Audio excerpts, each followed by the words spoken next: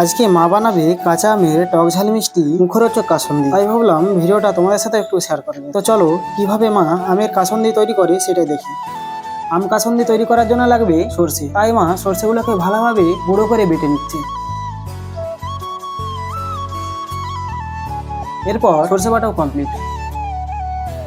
এরপর লাগবে এরকম একটা কাচের জার বা বয়াম, কেননা এতেই মজুত করে রাখা হবে আমের কাসুন্দি। এরপর কাটা আমগুলো নিয়ে তেল, নুন, হলুদ আর গুঁড়ো করে রাখা সর্ষে দিয়ে আরো নানান রকমের মশলা দিয়ে ভালো করে আমগুলোকে ম্যারিনেট করতে থাকা হবে। আর তোমরাও চাইলে এইভাবেই খুব সহজ পদ্ধতিতেই কাঁচা আমের সুস্বাদু আচার বাড়িতে বসেই তৈরি করে নিতে পারো।